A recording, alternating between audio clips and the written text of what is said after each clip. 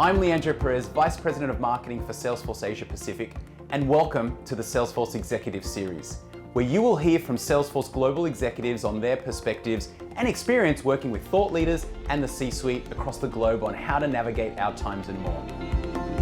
Let's have some fun. I'm already on record. Where'd you get this idea, Leandro? JSD said it. Minnie Craig says, good to see you as well. Can I shut off the recording? Yes, let's do that.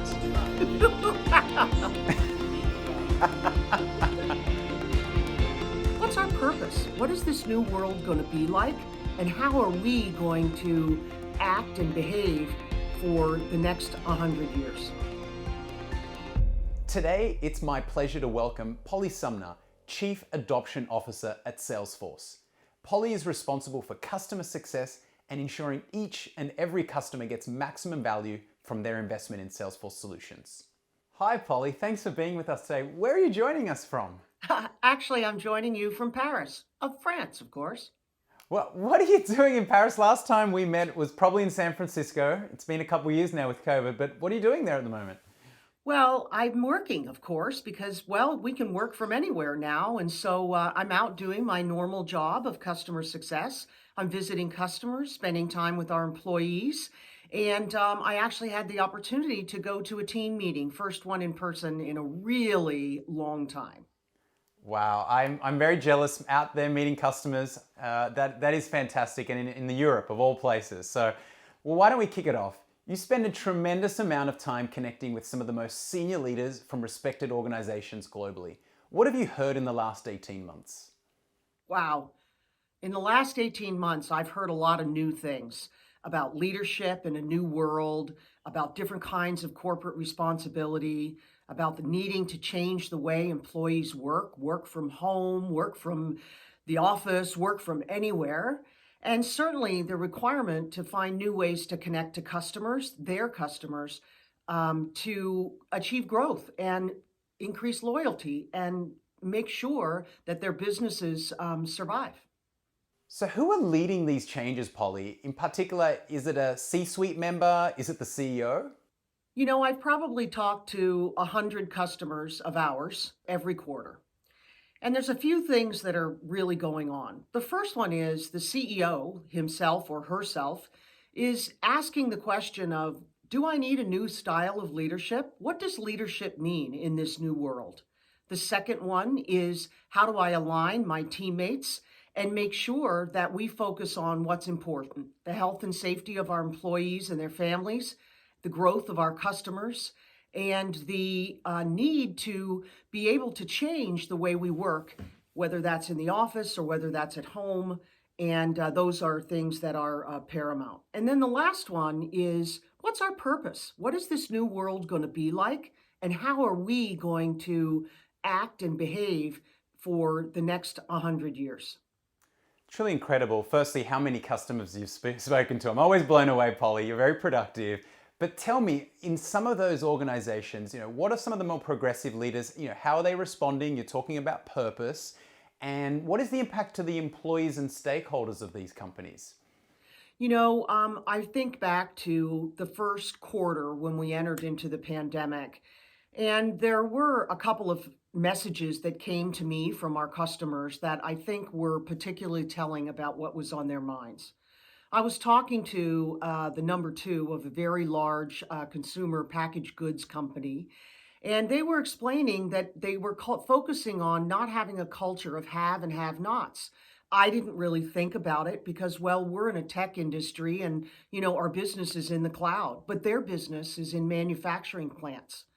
And so one group of people that are employees at their company had to face the risks of COVID every day in order to go to those plants and produce food so that people could eat.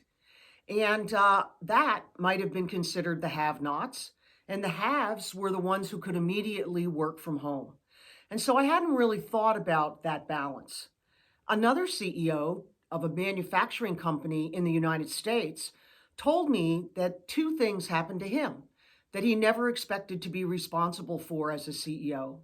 The first one was the health and safety of 80,000 employees and their families. That was his responsibility overnight.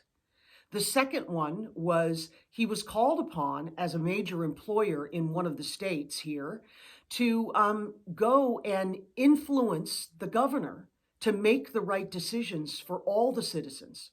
And so he never thought that that was going to be his role as a CEO. Another one very quickly dispatched the ability for every one of their employees to work from home. And we were lucky enough that they used Salesforce to do that. And they did it over a weekend in 67 countries around the world. And they're in the power business. And, their responsibility of giving everybody electricity increased over this time period because we all need to have access to the same working conditions that we have at the office where, we have internet and power and networks and all that kind of thing. So those were three immediate responses. And what's happened over the past year is kind of a shift. Customers are asking, especially like C-suite members, let's take the CIO, they're actually asking and discussing with their peers, what is the role of technology in our future? How are we going to get direct access to consumers?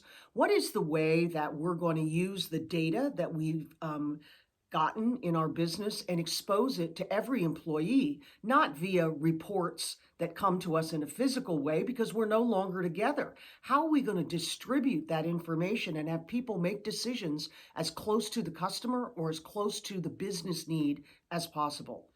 So things are still shifting. I don't think we'll ever go back, but I'm not sure any of us can accurately predict what the future holds. But it's very exciting. It is absolutely exciting. And those examples are really inspirational, Polly. And I imagine, though, there's some other organizations that are struggling a little more with that change. What are the common barriers that you've seen those leaders face? And, how are they starting to think how they might overcome them? Maybe they haven't done it yet. Well, I think all of us as leaders really need to think about the way we work.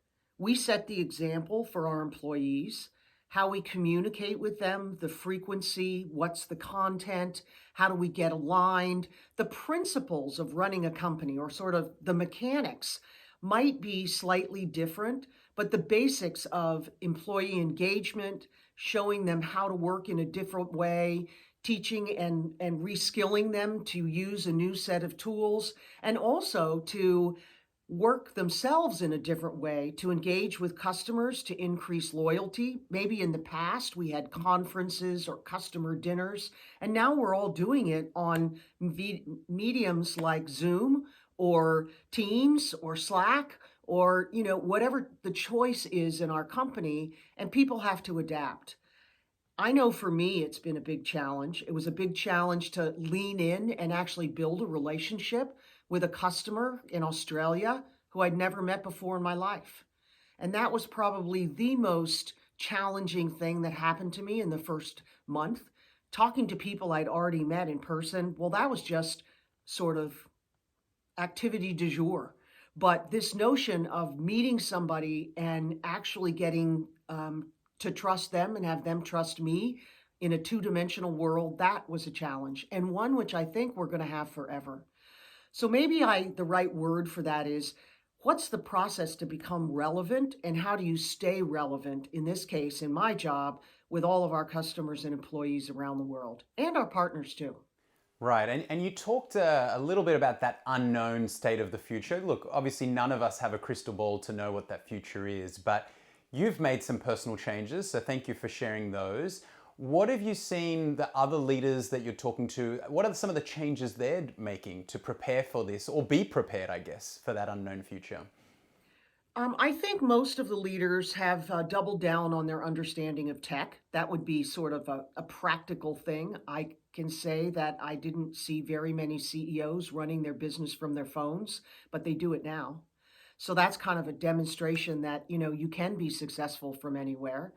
Certainly, every board member that I've talked to has participated in both hybrid boards where some people are separate and some aren't. So the whole board meeting, advice, relationship business has changed dramatically. And then on a practical note, the CEOs that were decisive, that acted quickly, that leverage technology as much as they can in their business, in all aspects of their business, whether they're discovering vaccines like J&J without dropping the ball on anything else they're manufacturing. I mean, those are big, bold moves. And I think the agility and the ability to declare, to put something into action quickly, and then to be able to measure and track it, see what's successful, and adjust and adapt. Those would be sort of the principles or the values or the ways that most CEOs that I'm seeing who are back to growth and back to a new way of working in their companies are actually doing. Wow, so many great insights in there. I guess if I was to sum it up, and some of the takeaways that I have today is that leadership for growth requires, I guess, a new adjusted approach in this new world. It's not the same leadership that existed yesterday. And through your traveling and talking to customers all around the world, you've really showcased that innovation can be found in any industry and cross-pollinated to other industries. So you need to be curious and keep learning there. And where you started off with, I think, means a lot to us at Salesforce, and I know to many of our customers, is that purpose-driven leadership is also where the future of success for many organizations is, because without purpose in most organizations, what are we doing really on this earth, right, Polly? Yeah, I totally agree with you, Leandro. And that was a great summary. I'm discovering brand new, amazing leaders in every business, in every customer, at all levels, every day. And it's extremely rewarding. And I think anyone can be one.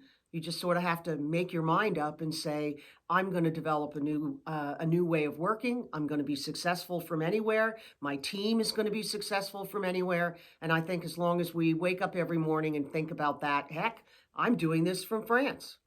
Incredible. You are leading by example, Polly, and always have, and I think you always will too. So thank you so much, Polly, today for joining us all the way from France to talk to our customers and prospects all here in Asia Pacific. Thanks again, Leandro.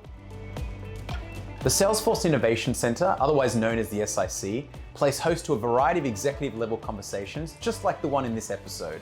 To find out if a meeting in the SIC is the right fit for your organization, speak to your account executive or contact us via the URL you see on the screen here. You'll also find more episodes on how organizations are driving success from anywhere in the all-new digital-first work from anywhere world.